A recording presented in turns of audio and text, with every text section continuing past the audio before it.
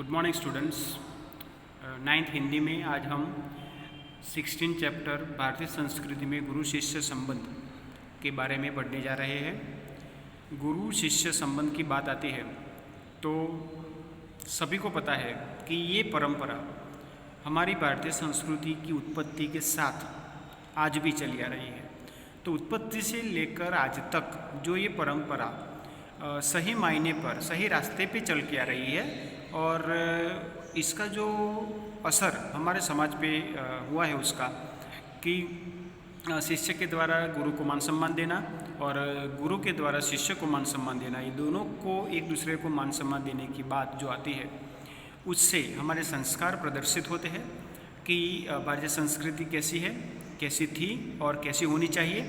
तो ये सारी बातें हमें आनंद शंकर माधवन जो लेखक है उसने इस निबंध के माध्यम से हमें बताया है कि भारतीय संस्कृति में गुरु शिष्य संबंध प्राचीन समय में कैसे थे और अर्वाचीन समय में कैसे है। ये सारी बातें हमें अच्छी तरह से लेखक ने समझाई है। तो हमें भी लेखक के बारे में थोड़ा सा परिचय प्राप्त कर लेते हैं। साहित्य प्रकारों का निबंध। तो आइए लेखक परिचय देखते हैं कि श्री आनंद शंकर माधवन का जन्म केरल प्रदेश के क्विनल जिले में हुआ था। डॉक्टर जाकिर हुसैन के संपर्क में आने से हिंदू मुस्लिम के मधुर संबंधों में पक्षधर बन गए, यानी कि कोई धर्म के साथ वो मानते नहीं है, यानी कि सभी सर्वधर्म की बात करते हैं। और महात्मा गांधी के भारत छोड़ो आंदोलन में भी माधवन जी का सक्रिय सहभाग रहा था।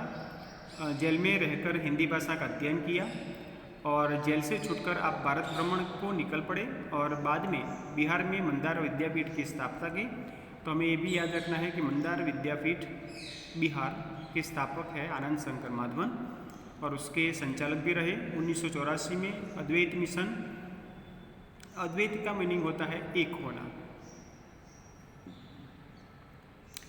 और सन 1985 में शिवधाम अभिनव शिक्षा नगरी की स्थापना की।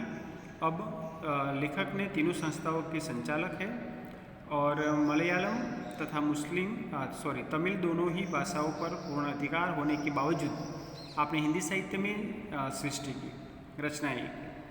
आपके विषयों में दार्शनिकता, फिलोसॉफी की बात आती है, आधुनिकता, मॉडर्निज्म एवं आध्यात्मिकता का बाहुल्य है, यानी कि सभी विषयों को ध्यान में रखते हुए कवि ने, लेखक ने ये काम किया है। कवि आगे कहते हैं कि बिखरे हीरे, अनल शलाका, हिंदी आंदोलन, आमंत्रित मेहमान, आरती, उषा, संजीवनी आदि लेखक की प्रमुख रचनाएं हैं। और इस रचनाओं के माध्यम से कवि ने हमारे सामने हिंदी साहित्य को उत्कृष्ट किया है। आमंत्रित मेहमान बिहार राष्ट्रभाषा परिषद द्वारा पुरस्कृत है, यानी कि उन्हें बिहार का सम्मान मिला है, साहित्यिक सम्मान। माधवन जी के ने प्राचीन गुरु शिष्य परंपरा की गरिमा को स्पष्ट करते हुए यह भी प्राचीन समय पे हमें जाना है, भूतकाल में जाना है। और भूतकाल में जाने के बाद हमें ये देखना है कि वर्तमान शिक्षा प्रणाली, एजुकेशन सिस्टम जो है और प्राचीन समय में कैसी सिस्टम थी, दोनों को प्रणाली यानी सिस्टम, तो दोनों की तुलना की है, कंपेयर की है। और उस कंपैरिजन के बाद लेखक ने ये तय किया है कि आज की जो शिक्षा प्रणाली है वो सही मायने में देखा जाए तो अच्छी नहीं है, ऐसा लेखक का मानना है। तो परोक्ष रूप से, इनडायरेक्ट, आज की शिक्षा प्रणाली पे करारा व्यंग किया है। हमारे समाज में व्यावसायिक संस्कृति का बोलबाला है। व्यावसायिक संस्कृति, यहाँ पे संस्कृत नहीं आएगा, संस्कृति आएगा। व्यावसायिक संस्कृति की बोलबाला है। व्यावसायिक संस्कृति को व्यावसायिक बना दिया, यानी कि संस्कृति ऐसे बेची नहीं जाती, उसका हस्तांतरण होता है, यानी कि एक पीढ़ी से दूसरी पीढ़ी तक वो जाती है। लेकिन यहाँ पे क्या बताया है कि जो संस्कृति है उसे पैसे से खरीदने की बात यहाँ पे हो रही है, बेचने की बात हो रही है। इसलिए बताया गया है कि व्यावसायिक संस्कृति की बोलबाला है। इस कारण गुरु शिष्य संबंधों में जो परिवर्तन आया है, पहले जो सद्भावना मान सम्मान की बात आती थी उसमें परिवर्तन आया है। पहले विद्यालय मंदिर के समान माने जाते थे। शिक्षा देना एक आध्यात्मिक अनुष्ठान था, वह परम सुख प्राप्ति का एक माध्यम था। फ्रेंड्स, यहाँ पे अनुष्ठान का अर्थ होता है कि जो भी काम हमने हाथ पे लिया है वो उसके लिए कुछ समय निश्चित होता है कि इतने समय में ये काम पूरा करना है, तो ये उसे अनुष्ठान कहा जाता है। जैसे नवरात्रि का अनुष्ठान किसी के घर में होता है तो 9 दिनों में माता जी की उपासना की जाती है, और जो मंत्र की बात आती है, तो ये सब काम, वो जो कार्य है वो उसी 9 दिनों में पूरे करने का एक नियम बनाया जाता है, और उस नियम के आधारित वो पूरा भी किया जाता है, उसे अनुष्ठान कहा जाता है। श्रावण महीने की बात आती है तो उसमें भी शिव भक्त जो होते हैं वो शिव की उपासना करते हैं। मंत्र की बात आती है, फॉर एग्जांपल हम देखें तो किसी ने 1.25 लाख मंत्र 1 महीने में पूरे करने का अनुष्ठान लिया है, तो वो पूरी श्रद्धा से, आध्यात्मिकता से वो 1 महीने में पूरा करता है, उसे क्या कहेंगे? अनुष्ठान। तो यहाँ पे अनुष्ठान क्या है? शिक्षक का अनुष्ठान। विद्यार्थी को हमारे पास जो ज्ञान है वो अच्छी तरह से विद्यार्थी प्राप्त कर सके, समझकर प्राप्त कर सके, रट्टा मार के नहीं। इसलिए ये अनुष्ठान है। तो शिक्षक का कर्तव्य है कि विद्यार्थी को संपूर्ण ज्ञान प्रदान करे। तो ये पहले था प्राचीन समय में, आज भी ये परंपरा टिकी हुई है। ऐसे हम नहीं कह सकते कि वो मृत प्राय अवस्था में, यानी कि मरी पड़ी हुई, ऐसा हम नहीं कह सकते। लेकिन कुछ जगह पे ऐसा होता है कि व्यावसायिक प्रोफेशनल बना हुआ है। तो ये लेखक को ये दुख की व्यथा लेखक ने व्यक्त की है कि वह परम सुख प्राप्ति का एक माध्यम था। परम सुख प्राप्ति, शिक्षक ये मानता था, गुरु, कि मैंने विद्यार्थी को यानी मेरे शिष्य को अच्छी तरह से पढ़ा दिया, यही मेरा कर्तव्य है। यानी कि कर्तव्य समझकर, बस यही सुख उसका कि विद्यार्थी मुझसे बेहतर हो। गुरु का यही ध्येय था कि मेरा शिष्य मुझसे बेहतर हो, मुझसे आगे बढ़े, वही उसका अनुष्ठान था। उस जमाने में पैसे देकर शिक्षा खरीदी नहीं जाती थी। क्या आज वैसी स्थिति है? लेखक ने प्रश्न किया है। क्या आज शिक्षा के क्षेत्र में वही निष्ठा, वही त्याग नजर आता है? लेखक में प्रश्न पूछते हैं कि त्याग और बलिदान की जो बात आती है, निष्ठा की बात आती है, कर्तव्य परायणता की बात आती है, तो आज ज़्यादातर ये सारी जो अच्छी बातें हैं वो दिखाई देती नहीं है। लेखक ने हमें अंतर्मुख होकर सोचने के लिए बाध्य किया है। अपने आप को प्रश्न करते हैं, अपने आप को प्रश्न करना चाहिए कि हम आज कौन सी कगार पे खड़े हुए हैं, कैसी स्थिति पे है, हमारी सिचुएशन कैसे है। तो ये सारी बातें लेकर के लेखक हमारे सामने आए हैं, और एक गुरु शिष्य संबंध को बड़े पैमाने पे रख के लेखक ने बताया है कि ये जो परंपरा है वो अच्छी तरह से चलनी चाहिए, तभी हमारी संस्कृति टिक सकती है। यानी कि संस्कृति को बचाने के लिए भी हमें ये कार्य करना है। तो निबंध की शुरुआत करते हैं। लेखक कहते हैं कि हमारे समाज में व्यावसायिक संस्कृति का बोलबाला है, इसी कारण गुरु शिष्य संबंधों में परिवर्तन आया है। पहले विद्यालय मंदिर के समान माने जाते थे, पवित्र माने जाते थे, वहाँ पे कोई स्वार्थ नहीं होता था। शिक्षा देना एक आध्यात्मिक अनुष्ठान था, वह परमेश्वर प्राप्ति का एक माध्यम था। यानी कि भगवान को प्राप्त करने के लिए हमें कर्म और अच्छे कर्म करने चाहिए। ये तब का वो एक विचार था। पैसे देकर शिक्षा खरीदी नहीं जाती थी। आज स्थिति बिल्कुल बदल गई है, और जब शिक्षण कार्य पेट पालने का साधन बन गया है। शिक्षण कार्य पेट पालने का साधन, यानी कि सभी लोगों के लिए जीवन निर्वाह के लिए पैसे की ज़रूरत तो है, लेकिन कुछ लोग ऐसे होते हैं कि पैसा पैसा करके ही पैसों के पीछे मर जाते हैं और उसके पैसों का उपयोग करने के लिए भी वो बच पाते नहीं है। वैसे लोगों पे करारा व्यंग यहाँ पे किया गया है।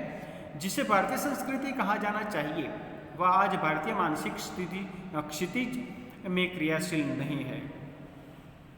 क्षितिज यानी बॉर्डर, यहाँ पे जहाँ पे आकाश और पृथ्वी दोनों मिलती है उस रेखा को क्या कहा जाएगा? क्षितिज रेखा, लिमिट की बात की गई है। तो भारतीय मानसिक स्थिति जो भारतीय मन की जो लिमिट है वो लिमिट के बाहर की बात हो गई है और आज एक प्रकार की अव्यवस्थित व्यावसायिक संस्कृति व्याप्त है। हमें ये वाक्य याद रखना है कि आज कौन सी परिस्थिति है? अव्यवस्थित व्यावसायिक संस्कृति व्याप्त है यानी फैली हुई है। एक तो प्रोफेशनल हो चुका है, एक एजुकेशन एक बिजनेस हो गया है और उस बिजनेस के माध्यम से लोग बस पैसों की ही बात करते हैं, झूठा दिखावा देते हैं। स्कूल या कॉलेज या कोई भी जो एजुकेशनल इंस्टीट्यूट है वो सारी संस्थाएं ज़्यादातर ऐसा होता है कि क्वालिटी कम होती जा रही है और क्वांटिटी या दिखावा बढ़ जाता है। इससे फी वगैरह सब कुछ ज़्यादा ली जाती है। ये सारी बातें यहाँ पे बताई गई है। तो अव्यवस्थित व्यावसायिक संस्कृति व्याप्त है जिसकी जड़ शायद यूरोप में है। ये शुरुआत कहाँ से हुई? यूरोप से हुई, अंग्रेजों के साथ आई हुई ये प्रणाली। भारतीयों के सार्वजनिक व्यवहार में गुरु शिष्य संबंध का भी तदनुरूप परिवर्तन हो गया है। यहाँ गुरु वेतनभोगी नहीं होते थे और न शिष्य को ही शुल्क देना पड़ता था। शुल्क यानी फीस। प्राचीन समय में ये था कि शिष्य को जो मन में आए वो यानी यथाशक्ति वो गुरु को गुरु दक्षिणा देता था और गुरु ऐसा नहीं कहते थे कि मुझे यही चाहिए वही चाहिए। हाँ, वो गुरु द्रोणाचार्य ने एकलव्य से गुरु दक्षिणा में जो काम किया था वो आज भी ऐसे कहा जाता है कि वो कलंकित घटना हमारे प्राचीनता में बन गई, घटित हो गई। तो वो वैसे गुरु भी सब नहीं होते हैं, तो ये बात भी यहाँ पे हमें याद रखना है। तो पैसे देकर विद्या खरीदने की यह क्रय विक्रय लेना बेचना पद्धति निसंदेश उस भारतीय मिट्टी का उपज नहीं है। यानी कि हमारे भारतीय संस्कृति की शुरुआत ये नहीं है, ये शुरुआत है यूरोप से आई हुई। शिक्षणालय यानी कि शैक्षणिक संस्थाएं एक प्रकार के आश्रम अथवा मंदिर के समान थे। गुरु को साक्षात परमेश्वर ही समझा जाता था क्योंकि गुरु के माध्यम से ही शिष्य भगवान के दर्शन कर सकता था, यानी कि जीवन का ध्येय प्राप्त कर सकता था। और उसी प्रकार यहाँ पे बताया गया है कि उसी प्रकार वो अपना कार्य कर सकता था, अपना जीवन निर्वाह अच्छी तरह से कर सकता था। जैसे धर्म, अर्थ, काम और मोक्ष जीवन के जो 4 पुरुषार्थ है, उस पुरुषार्थ को प्राप्त करने के लिए गुरु ही माध्यम था। इसलिए हमारी हिंदी साहित्य में भी आता है कि गुरु गोविंद दोऊ खड़े काको लागू पाए, बलिहारी गुरु आपकी गोविंद दियो बताए। यानी कि गुरु की बलिहारी इतनी भी है कि उसके माध्यम से ही हमें भगवान प्राप्त हुए हैं। इसलिए सबसे बड़ा कौन? तो गुरु, ये बताया गया है। और परमेश्वर का दर्श ही समझा जाता था गुरु को। शिष्य पुत्र के अधिक प्रिय होते थे, पुत्र से अधिक प्रिय, यानी कि गुरु के लिए शिष्य पुत्र के समान, उससे भी अधिक स्नेह गुरु के द्वारा शिष्य को मिलता था। मान सम्मान भी इतना मिलता था। यहाँ सम्मान मिलना ही शक्ति पाने का रहस्य है। यानी कि नम्रता, विवेक, जो भी अच्छे गुण हैं आदर्श विद्यार्थी के, जो भी अच्छे गुण हैं वो आदर्श गुरु में भी पाए जाते थे, गुरु के लक्षण, और आदर्श विद्यार्थी के लक्षण विद्यार्थी में भी पाए जाते थे। प्राचीन काल में गुरु की शिक्षादान क्रिया उनका आध्यात्मिक अनुष्ठान थी। परमेश्वर प्राप्ति उनका एक माध्यम था। वह आज पेट पालने का जरिया बन गई है। कैसे पैसा इकट्ठा किया जाए, बस ये यहाँ पे बिजनेस की बात की गई है कि शिक्षा एक बिजनेस हो गया है। प्रारंभ में विवेकानंद को भारत में महत्वपूर्ण स्थान प्राप्त नहीं हुआ, पर जब उन्होंने अमेरिकन नाम कमा लिया तो भारतवासी दौड़े मालाएं लेकर स्वागत करने। एक घटना, एक दृष्टांत हमारे सामने लेखक ने रखा है कि हम अपने पास जो भी महत्वपूर्ण है, वस्तुएं है या व्यक्ति है, उसको मान सम्मान नहीं देते हैं, लेकिन क्या होता है कि उसे दूसरा कोई मान सम्मान देता है, तब हमें पता चलता है कि नहीं, मेरे पास इतनी मूल्यवान चीज़ या व्यक्ति है। तो यहाँ पे भी ये हुआ कि भारत के पास जो भी शक्तियाँ पड़ी थी, वो उस शक्तियों का मूल्य विदेशी लोगों ने समझा, तब भारतवासियों को पता चला कि हमारे पास इतनी अमूल्य चीज़ वस्तुएं है। तभी तो विदेशी लोगों ने भारत को लूटा और भारत भोली प्रजा का एक सिंबल लेके चली। और तो हमें ऐसा बोलापन भी नहीं चाहिए कि हमारी अच्छाई कोई और ले सके, अच्छाई ले सके, लेकिन हमें लूट कर ले सके, ये नहीं होना चाहिए। हमें लूट लिया गया और भारत की संस्कृति को ले जाए तो सही बात है, लेकिन भारत में को गरीब बना के वो अमीर हो गए, ये नहीं चल सकता। तो ये विरुद्ध है, संस्कृति के विरुद्ध है। तो ये सारी बातें यहाँ पे, तो विवेकानंद जी का महत्व भारत को समझना चाहिए। तो कब समझे? शिकागो में 1893 में शिकागो में जो परिषद हुई, धर्म परिषद, तो उस परिषद में विवेकानंद जी के भाषण से, उसके स्पीच से पूरे विश्व में एक विवेकानंद नाम का फिलोसोफर, तत्वज्ञानी, आध्यात्मिक भी कहा जाए, तो ऐसे ज्ञानी पुरुष के बारे में भारत के लोगों को बाद में पता चला। तो ये पूरा हमें समझना है कि हमारे देश में जो प्राचीन समय में 4 बड़ी विश्वविद्यालय थी, नालंदा की बात की जाए, विक्रमशिला की, तक्षशिला की बात की जाए, तो वल्लभी की बात की जाए, तो ये 4 यूनिवर्सिटीज, बड़ी बड़ी यूनिवर्सिटी थी। उस यूनिवर्सिटी में विदेशी लोग पढ़ने आते थे, भारतीय तो थे ही, लेकिन विदेशी लोग। आज क्या हुआ है, उसका उल्टा रुख, वर्तन उल्टा हो गया, या समय बदल गया है कि हमारी वो चारों यूनिवर्सिटी आज मौजूद नहीं है और हमारे स्टूडेंट्स विदेश में पढ़ने के लिए जाते हैं और गौरव प्राप्त करते हैं, सम्मान का एहसास करते हैं। तो ये पूरा जो ये परिवर्तन यूरोप वासियों की वजह से आया हुआ है। और तो ये अपने पास जो भी वस्तु है उसका मूल्य समझने की बात कवि लेखक कहते हैं कि दूसरा एग्जाम्पल लेखक देते हैं कि रविंद्रनाथ ठाकुर को भी नोबेल पुरस्कार मिला, तो बंगाली लोग दौड़े यह राग आलापते हुए कि आमादेर ठाकुर आमादेर कठोर सपूत, हमारा ठाकुर हमारा है, हमारा सपूत है। ये राग आलापते हुए, बोलते हुए बाहर निकले। तब रविंद्रनाथ ठाकुर के बारे में सभी ने जाना, पहचाना, तब पता चला। तो ये सारी बातें। दक्षिण भारत में कुछ समय पहले तक भरतनाट्यम और कथकली को कोई नहीं पूछता था।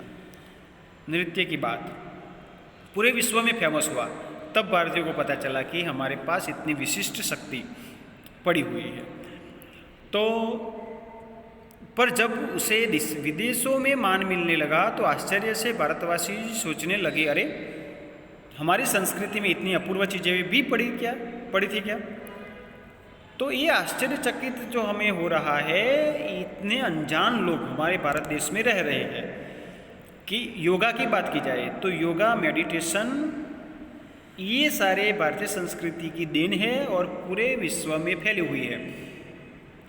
आज भी कई लोग उसे अपना नहीं रहे, भारतीय लोग ही उसे जानते भी नहीं है, अपना भी नहीं रहे हैं। तो जब रोग बढ़ जाएगा तब उसे पता चलेगा कि नहीं, योग और मेडिटेशन करना चाहिए।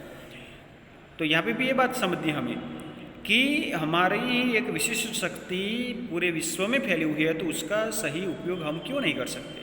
करना चाहिए। तो हमें ये भी समझना है। यहाँ के लोगों को अपनी खूबसूरती नहीं नज़र आती, दूसरे की चीज़ वस्तु ही अच्छी लगती है। एक मानव सहज स्वभाव है। तो मगर पराये के सौंदर्य को देखकर मोहित हो जाते हैं। जिस देश में ज्ञान पाने के लिए मैक्स मूलर ने जीवन पर प्रार्थना की थी, एक और दृष्टांत कि भारत में जर्मनी के लेखक क्रांतिकारी भारत में आके भारत में रहने की इच्छा दर्शाता था, पढ़ना चाहता था, तो जीवन पर प्रार्थना की उस देश के निवासी आज जर्मनी और विलायत जाना स्वर्ग जाने जैसा अनुभव करते हैं। ऐसे लोगों को प्राचीन गुरु शिष्य संबंध की महिमा सुनाना गधे को गणित सिखाने जैसा व्यर्थ प्रयास ही हो सकता है। यहाँ पे एक मुहावरा लेखक ने रखा है और कहा है कि जो लोग कुछ समझते ही नहीं है उसके सामने प्रवचन करना, भाषण देना, समझाने का प्रयत्न करना व्यर्थ है, गधे को गणित पढ़ाने जैसे की बात। क्लियर? तो ऐसे लोगों को प्राचीन गुरु शिष्य संबंध की महिमा वो कभी समझ सकते नहीं है। एक बार सुप्रसिद्ध भारतीय पहलवान गामा मुंबई आए। एक घटना लेखक ने यहाँ पे रखी है कि उन्होंने विश्व के सारे पहलवानों को कुश्ती में चैलेंज दिया।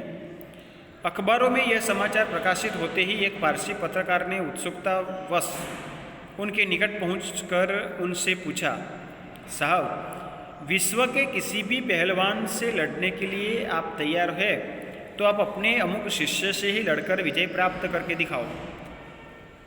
गामा को चैलेंज दी गई कि सबके साथ आप लड़ने को तैयार हो तो अपने शिष्य के साथ क्यों नहीं लड़ लेते। अब वो भारतीय पत्रकार भारतीय था या नहीं, तो आजकल उसे वो गामा भी अच्छा जवाब देते हैं कि गामा आजकल के शिक्षा क्रम में रंगे नहीं थे, वो प्राचीन शिक्षा प्रणाली से रंगे हुए थे, इसलिए उन्हें इन शब्दों ने हैरान कर दिया। आंखें फाड़कर उस पत्रकार का चेहरा ताकते ही रह गए। बाद में धीरे से कहा, भाई साहब, मैं हिंदुस्तानी हूँ, हमारा अपना एक निजी रहन सहन है, रीति रिवाज, जीवन शैली, और शायद इससे आप परिचित नहीं हैं। जिस लड़के का आपने नाम लिया वह मेरे पसीने की कमाई, मेरा खून है और मेरे बेटे से भी अधिक प्यार है, इसमें और मुझ में फर्क ही कुछ नहीं है। यानी कि मैं अपने शिष्य को मैंने ही तैयार किया है, मेरा ही सब कुछ वो है, मैं लड़ा या वह लड़ा, दोनों बराबर ही होगा। तो ये जो उच्च विचार गामा ने उस पत्रकार को सुनाए, तब हमें पता चलता है कि गुरु शिष्य परंपरा, गुरु शिष्य संबंध कितने मजबूत थे। और हमारी इस परंपरा को आप समझने की चेष्टा कीजिए। हम लोगों को वंश परंपरा से शिष्य परंपरा अधिक प्रिय है। ये भी एक अच्छा वाक्य लेखक ने यहाँ पे रखा है कि वंश परंपरा से शिष्य परंपरा अधिक प्रिय है। यानी कि वंश परंपरा नहीं चलेगी तो चलेगा, लेकिन शिष्य परंपरा तो चलनी ही चाहिए। ये महत्वपूर्ण विचार लेखक ने यहाँ पे रखा है। ख्याति और प्रभाव में हमें सदा यह चाहते हैं कि हम अपने शिष्यों के से कम प्रभावी रहें। यानी कि गुरु का एक ही उद्देश्य होता है कि शिष्य मुझसे, गुरु से आगे बढ़े। यही गुरु का कर्तव्य है, यही काम गुरु को करना है। यानी हम यही सोचेंगे कि संसार में जितना नाम मैंने कमाया उससे कहीं अधिक मेरे पिता कमाए। मुझे लगता है आप हिंदुस्तानी नहीं है। तो गामा ने एक पत्रकार को ऐसा उत्तर दिया कि जिसमें भारतीय संस्कृति का महत्व, गुरु शिष्य संबंध का महत्व बताया गया है। और आगे कहते हैं कि भारत में गुरु शिष्य संबंध का वह भव्य रूप आज साधुओं, पहलवानों और संगीतकारों में थोड़ा बहुत ही सही पाया जाता है। यानी कि वो परंपरा अभी टिकी हुई है, लेकिन कुछ ही वर्ग में, सभी में नहीं। भगवान रामकृष्ण वर्षों योग्य शिष्य को पाने के लिए प्रयत्न करते रहे। यानी कि गुरु महान है तो उसे भी महान शिष्य मिलना चाहिए, तब वो गुरु महान होगा। यानी कि शिष्य के बिना गुरु अधूरा है और गुरु के बिना शिष्य अधूरा है। यानी कि दोनों एक दूसरे के साथ ऐसे जुड़े हुए हैं कि एक दूसरे के बिना चल सकता नहीं है। इसलिए कहा गया है कि यानी कि रामकृष्ण जो गुरु है तो उससे योग्य शिष्य पाने के लिए वर्षों तक प्रयत्न करना रहा। उनके जैसे व्यक्ति को भी उत्तम शिष्य के लिए रो रो कर प्रार्थना करनी पड़ी थी, तब जाकर के स्वामी विवेकानंद जी के जैसे शिष्य प्राप्त हुए थे। इसे समझा जा सकता है कि एक गुरु के लिए उत्तम शिष्य कितना महंगा और महत्वपूर्ण है। संतान प्राप्ति वर्ग उन्हें दुख नहीं देता, पर बगैर शिष्य के रहने के लिए वे एकदम तैयार नहीं होते। ऐसा प्राचीन गुरु शिष्य संबंध था। संतान नहीं होगा तो चलेगा, लेकिन अच्छा शिष्य होना चाहिए। एक ये विचार कुछ प्राचीन गुरु शिष्य परंपरा में थे। इस संबंध में भगवान ईसा का एक कथन सदा स्मरणीय है। भगवान यीशु ने जो कथन कहा था वो भी याद रखने योग्य, समझने योग्य है कि उन्होंने कहा था कि मेरे अनुयायी लोग मुझसे कहीं अधिक महान हैं और उनकी जुतियाँ होने की योग्यता भी मुझ में नहीं है, ऐसा प्रभु यीशु ने कहा था। तो वो ऐसा ये कहना चाहते हैं कि मेरे शिष्य महान है, मेरी वजह से ही महान हुए हैं, लेकिन मुझे गर्व है अपने शिष्यों पर और मुझसे आगे बढ़े, यही मेरा कर्तव्य है और यही इच्छा रखते हैं। यही बात है। गांधी जी बनने की क्षमता जिनमें है उन्हें गांधी जी अच्छे लगते हैं और वे ही उनके पीछे चलते भी हैं। विवेकानंद सिर्फ उन्हें पसंद आएंगे जिनमें विवेकानंद बनने की अद्भुत शक्ति निहित है। यानी कि विचारों से व्यक्ति श्रेष्ठ बनता है या उसकी अधोगति होती है। कविता के मर्मज्ञ और रसिक स्वयं कवि के अधिक महान होते हैं। यानी कि काव्य पढ़ने के बाद उसका अच्छा भावक भी होना चाहिए। कवि ने कविता की रचना तो कर दी, लेकिन उसे समझने के लिए कोई नहीं होगा तो कवि का वो कविता निरर्थक हो जाएगी, उसका कोई मूल्य होगा नहीं। इसलिए भावक भी अच्छा होना चाहिए। संगीत के पागल सुनने वाले ही स्वयं संगीतकार से अधिक संगीत का रसास्वादन करते हैं। यहाँ पूज्य नहीं पुजारी ही श्रेष्ठ है। हमें ये वाक्य भी हमें याद रखना है। भारतीय संस्कृति में क्या है? पुजारी को श्रेष्ठ बताया गया है, शिष्य को श्रेष्ठ बताया गया है। यहाँ सम्मान पाने वाले नहीं, सम्मान देने वाले महान है। स्वयं पुष्प में कुछ नहीं है, पुष्प का सौंदर्य उसे पाने वाले की दृष्टि में है। आने वाले नहीं आएगा, पाने वाले की। यानी कि सुंदरता को भी समझने वाला कोई होना चाहिए। दुनिया में कुछ नहीं है, जो कुछ भी है हमारी चाह में है, हमारी दृष्टि में है। यह अद्भुत भारतीय व्याख्या अजीब सी लग सकती है, पर हमारे पूर्वज सदा इसी पथ के यात्री रहे हैं। हमें ऐसा लगता है कि ये अजीब बड़ी बड़ी बातें हो रही हैं यहाँ पे, लेकिन यही सही है। उत्तम गुरु में जाति भावना भी नहीं रहती, वो किसी भेदभाव में नहीं पड़ते। कितने ही मुसलमान पहलवानों के हिंदू चेले हैं और संगीतकारों के मुसलमान शिष्य रहे हैं। यहाँ परख गुण की, साधना की और प्रतिभा की होती है। भक्ति और श्रद्धा की ही कीमत है, न कि जाति संप्रदाय, आचार विचार या धर्म की। नेता लोग का काम यहाँ पे नहीं है। शिक्षक कभी भेदभाव नहीं करता, उसके लिए सभी शिष्य समान होते हैं। मुझे क्या लिखाया था एक विद्वान मुसलमान ने ही कि उन्होंने कभी नहीं सोचा था कि यह हिंदू है और यह मुसलमान बनना चाहिए। गुरु ऐसा कभी नहीं सोच सकते। पुराने ज़माने में मौलवी लोग बड़े बड़े रामायणी होते थे। रामायणी यानी राम की कथा कहने वाला। और आज देहांतों में भरत मियाँ, दूर दूर देहांत देश जो है उसकी बात, खाड़ी देश है उसकी बात, रंजित मियाँ आदि अधिक संख्या में दिखाई देते हैं। आज के गुरु भी सिर्फ सेवा लेने में ही चतुर है, आज के बाद देने में नहीं। उपनिषदों में आचार्यों ने कहा सेवा देने की चीज़ है, लेने की नहीं। सेवा करनी चाहिए, सेवा लेनी चाहिए नहीं। सेवा लेने के अधिक अधिकारी है बच्चे, रोगी, असहाय और वृद्ध। ऐसे लोग सेवा लेने के अधिकारी है, उसे ज़रूरत है सेवा की, बाकी को नहीं।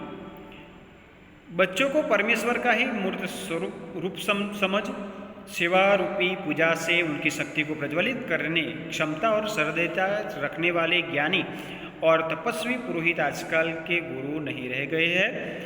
किसी भी देव मंदिर की मूर्ति की शक्ति उतनी ही मात्रा तक ही संभव है जितनी मात्रा तक उसके पुजारी की भाव पूजा में नैवेद्य भावना भरी रहती है। यानी कि जितनी श्रद्धा से शिष्य काम करता है उतनी अधिक श्रद्धा से भगवान या गुरु काम करता है। यानी कि जो भी काम करते हैं उसमें श्रद्धा 100% होनी चाहिए, आत्मविश्वास होना चाहिए, श्रद्धा होनी चाहिए, तो ही कोई काम अच्छी तरह से होगा।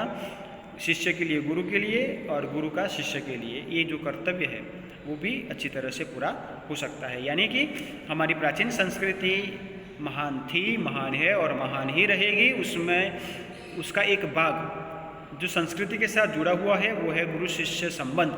जो पहले थे वो उसी प्रकार के संबंध आज भी रहने चाहिए, होने चाहिए और आगे भी वही परंपरा चलनी चाहिए, अच्छी तरह से चलनी चाहिए, तो ही हमारी भारतीय संस्कृति कायम रह सकती है, ऐसा लेखक का विचार है। और ये मैसेज लेखक ने हमारे यहाँ पे रखा है। तो यहाँ पे चैप्टर पूरा होता है। शब्दार्थ, टिप्पणी, मुहावरे और स्वाध्याय, क्वेश्चन आंसर आपको आपकी नोटबुक या वर्कबुक में लिख देना है और एग्ज़ाम के लिए तैयार भी करना है। Thank you.